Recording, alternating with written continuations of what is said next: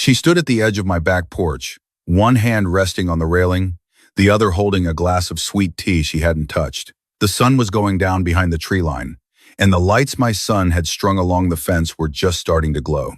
She turned slowly, taking in the yard, the garden, the house behind her.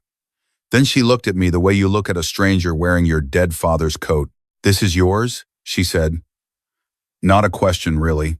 More like the sound a person makes when something they were certain of turns out to be wrong. I smiled and said, "Every last inch of it." She didn't say another word for a long time. She just stood there, and I watched 62 years of what I knew about pride and patience and silence settle over me like the evening itself. Let me go back, because none of it makes sense without the beginning. My name is Gerald. I am 64 years old. I have a bad knee from a fall off a ladder in 1998, a vegetable garden I am unreasonably proud of, and a son named Daniel, who got married last spring in the backyard of the house I built with my own savings after the worst 5 years of my life. That wedding is where this story ends.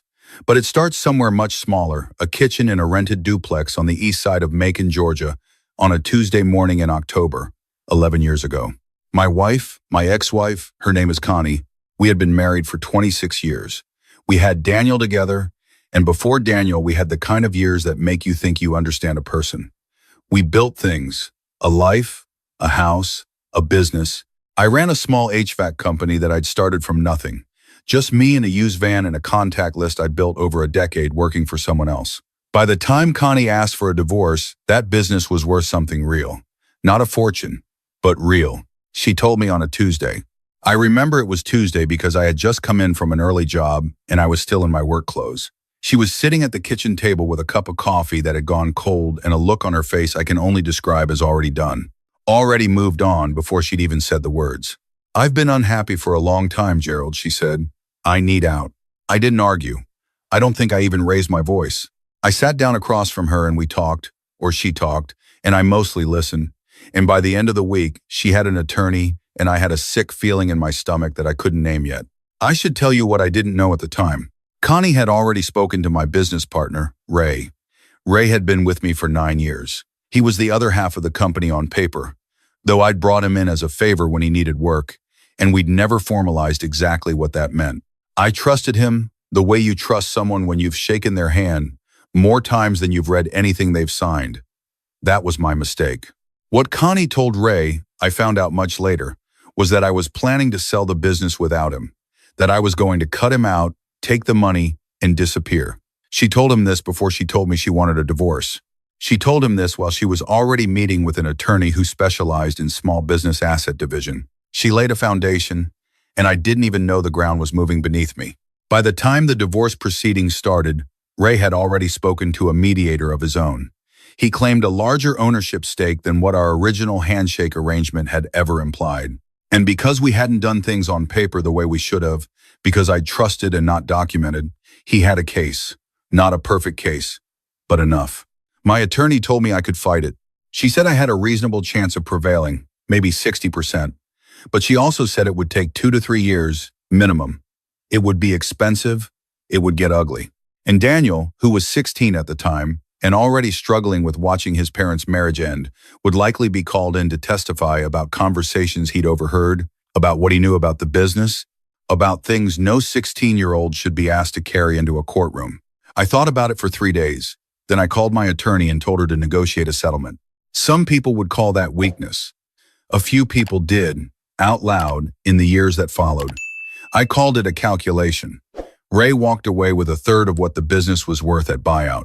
I walked away with the rest, minus legal fees, minus the house which went to Connie as part of the divorce settlement, minus 5 years of momentum and professional relationships that had been quietly poisoned by a story I wasn't even aware was being told about me. That was the other thing. While the legal proceedings were happening, Connie had begun telling a version of events to the people we knew, to friends we'd had for decades, to neighbors, to people in our church. The story she told was careful. She never said anything she couldn't walk back. She didn't call me a liar or a thief outright. She said things like, "Gerald just wasn't the man I thought he was, and I supported that business for 26 years, and in the end there wasn't much left for me. And I think Gerald always put himself first, even when he didn't realize it." She let people fill in the blanks. People are very good at filling in blanks, especially when they're already predisposed to take a woman's side in a story about a failing marriage. I found out about most of this from Daniel, slowly, over a year or two, as he got older and started understanding what had happened. He'd be at his mother's house and hear her on the phone. He'd be at a family gathering on her side and catch the shape of conversations that stopped when he walked in. He told me about it quietly, in the careful way that children of divorce learn to deliver information that might hurt, always watching your face to make sure they haven't broken something. I told him every time, "Don't worry about what people think they know. Just watch what's true." He'd nod. And then he'd ask me how the garden was doing, or if I wanted to watch the game, and we'd let it go. After the settlement, I was renting a one-bedroom apartment on the edge of town. I had enough from the buyout to do something with, but not enough to be careless. I spent 6 months doing independent HVAC work, rebuilding my contact list, not saying much to anyone about what I was planning. Some of my old clients followed me. Some of them had heard Connie's version of things and kept their distance. I didn't chase any of them, I just worked. In year 2, I got a contract with a commercial property management company out of Atlanta. Nothing glamorous, just maintenance work on a portfolio of small office buildings. But it was steady, and it was mine, and nobody else's name was on the paperwork. I hired 1 guy, then 2. Then I had a van of my own again, and then 2 vans, and then I stopped counting vans and started looking at buildings. I bought the land for my house in year 3. It was 11 acres outside of town, and most people who knew me thought I was out of my mind. My sister said, "Gerald, you're renting an apartment and you're buying 11 acres? And I said, "I'm not buying it to look at it." I had a plan. It just took longer than I wanted. I didn't hire a contractor. I managed the build myself the way I'd managed everything slowly, deliberately, without announcing anything. I hired out the foundation and the framing. I did most of the finish work myself on weekends, early mornings, evenings after jobs. Daniel started helping on weekends when he was in his early 20s. He'd drive out and we'd work on the trim or the back deck, and we'd talk in the easy way that men sometimes talk when their hands are busy and there's no pressure to say anything profound. One evening, he was helping me stain the back porch railing. He was quiet for a long stretch, and then he said, "Dad, people still say stuff sometimes. At Mom's. About me? Yeah, what do they say?"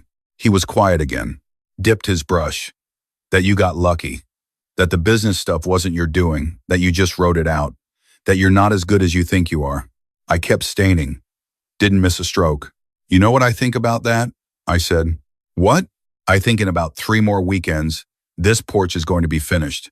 And that's going to be true whether anybody thinks it is or not." He laughed a little. And we kept working. I moved into the house 5 years after I bought the land. 61 years old, 2 bad knees by then. A business that was clearing more in a quarter than the old company had made in some whole years. I didn't throw a party. I carried my own boxes inside, put my coffee maker on the counter, and stood in the kitchen for a long time just listening to how quiet it was. I planted the garden that first spring. Tomatoes, squash, green beans, a section of herbs along the south fence that Daniel's now fiancée, Mara, helped me label with little wooden stakes. She was good for him. She had a directness. I respected the kind of person who says what they mean and doesn't require you to read between lines. She was there one Sunday in March when Connie called. I don't talk to Connie much.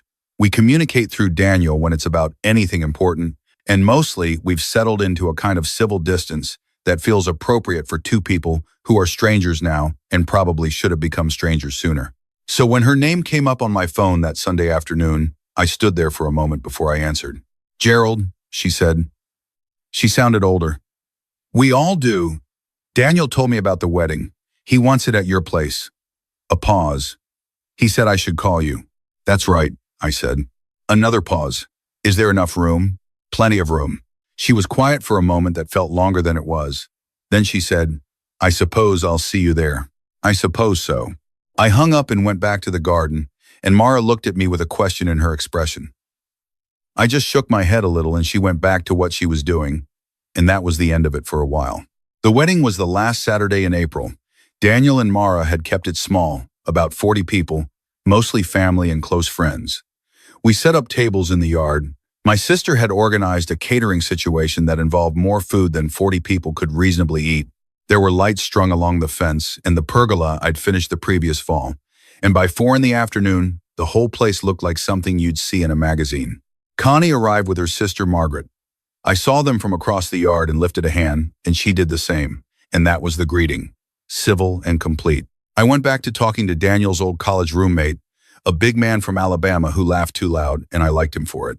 It was later after the ceremony, after Daniel and Mara had their first dance on the back patio, after the plates were cleared and people were standing around with drinks in the early evening light, that Connie found herself standing near me for the first time. She had walked to the edge of the porch to look at the yard. I came to stand nearby because I wanted to check on the garden lights Daniel had asked me to turn on at sunset. We ended up about 6 feet apart, looking out at the same stretch of land. She was quiet for a long time. She looked at the house behind her. She looked at the garden and the fence line and the way everything sat in the evening light. Then she looked at me. "You built all of this?" she said. "Yes." "Yourself?" "Mostly. Daniel helped." She looked back at the yard again. I could see something moving behind her eyes, but I couldn't name what it was, and I wasn't sure I wanted to. "I heard you were doing well," she said. "I didn't know." She stopped. "I didn't realize it was like this." I nodded. Not to her, really. More to the yard itself. She picked up the glass of sweet tea she'd brought outside with her and looked at it and then set it on the railing. "I told people things," she said, "that weren't entirely fair." I looked at her. "I know," I said. She wasn't looking at me. She was looking at the lights along the fence. I was angry, and I was embarrassed, I think. And I let people believe. She didn't finish. I let the silence sit for a moment. A burst of laughter came from inside, Daniel's laugh, and it passed through me the way warmth does. "It doesn't matter to me anymore, Connie," I said. "It really doesn't. The people who matter to me know what's true." She turned and looked at me, and there was something in her face that I can only describe as a kind of grief. Not for me, I don't think. For herself, maybe. For the story she'd carried and told, and what it had cost her to carry it. "You're not going to say anything?" she said. "You're not going to—" What would I say? She had no answer for that. We stood there for another minute or two, not uncomfortably, and then Margaret came outside and touched her arm, and they went back in to watch Daniel and Mara cut the cake. I stayed on the porch a little longer, alone with the lights in the garden and the evening, and I felt something I'd been waiting to feel for a long time without knowing I was waiting for it. Not satisfaction. Not quite. Something quieter. The next morning I got up at 6, the way I always do, made coffee, sat on the back porch and looked at the yard, still covered in the evidence of the night before. Folded tablecloths Daniel and Mara hadn't gotten to yet. A single balloon caught against the fence, the garden undisturbed and green in the early light. Daniel came out about a half hour later in his socks, squinting, holding his own coffee. He dropped into the chair next to mine. "Good day," he said. "Best day," I said. He put his feet up on the porch, railing the way he used to when he was a teenager sitting in my lap half asleep. "Mom seemed, I don't know, different." "People are allowed to be different," I said. He was quiet for a moment. "Did she say anything to you?" "A little." He looked at me. "You okay?" I thought about it. The question deserved a real answer. "I've been okay for a long time," I said. "I just didn't always know it." He nodded at that. We sat in silence for a while, the two of us, drinking our coffee in the backyard of the house I'd built on land nobody thought I'd do anything with, in the morning quiet after the best day either of us had had in years. A bird landed in the garden and poked around in the tomato beds and flew off without taking anything. There is something people get wrong about silence. They think it means you have nothing to say, that you're passive or defeated or afraid of the fight. Some people looked at me during those years and saw a man who'd been taken advantage of and hadn't done anything about it. A pushover, a man without a spine. What they didn't see was that I was doing something the whole time. I just wasn't doing it out loud. I wasn't building anything I needed an audience for. I wasn't pursuing a victory that required someone else's defeat to feel real. I was building something for me and for Daniel, and maybe quietly for the version of myself that sat in a rented apartment 11 years ago trying to figure out which direction was forward. I found out later, through a mutual acquaintance, that some of the things Connie had said over the years had circled back to her in ways she hadn't anticipated. Old friends who'd heard her version of events and then, over time, heard other things. Ran into Daniel. Heard about the business, the house, the wedding. A few of them, I'm told, had started asking her questions she didn't have clean answers to. I didn't feel triumphant about that. I want to be clear about that. There's no version of this where I wanted Connie to be humiliated or to suffer. She was the mother of my son. She made choices I couldn't respect, but she was a person I'd once loved in the real way, and that means something even after everything else is gone. What I felt was something more like completion, like a door that had been sitting open in a draft had finally, gently, swung closed. My sister called me the Monday after the wedding to tell me it was the most beautiful backyard ceremony she'd ever attended. She cried when she said it, which is unlike her. She told me she was proud of me, and then she was embarrassed that she'd cried and tried to change the subject to something about her gutters. I told her I'd come take a look at the gutters. She told me not to. I'd done enough. I deserved a rest. And maybe she was right. But I drove over there on Saturday morning anyway, because that's what I do. I show up. I fix things. I do the work quietly and without ceremony. And at the end of the day, something that wasn't working before is working now. That's always been enough for me. Maybe that's the thing I'd want someone to hear, if there's anything worth hearing in all of this. Not that patience wins. Not that silence is always wisdom. Not some fortune cookie version of what it means to take the long road. Just this.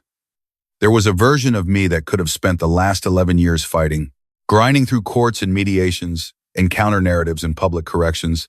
I could have spent every conversation trying to get in front of a story that someone else was telling. And I would have been exhausted, and I would have been defined by it, and it would have taken up every room in the house of my attention. Instead, I have a house with an actual back porch, a garden with actual tomatoes, a son who got married in the backyard on the best Saturday of April and danced with his new wife while the lights came on along the fence. I didn't win anything that night. I didn't need to. I just stood on my porch in my own yard and watched my son live a good life. And there was not a single thing in the world that anyone's version of me could take away from that. Connie sent a card 2 weeks after the wedding. Short, handwritten. She said it was a beautiful day and that Daniel looked happy and that she was glad things had worked out. She signed it just with her name. I read it twice, then I put it on the kitchen counter and went out to water the garden. The tomatoes were coming in early this year. I had more than I knew what to do with, which is the problem you want to have. I brought a bag over to my sister on Saturday. I kept some for myself. I gave some to the couple down the road who just had their second kid and hadn't slept in 3 weeks. That's the thing about building something real. Eventually, there's enough to share,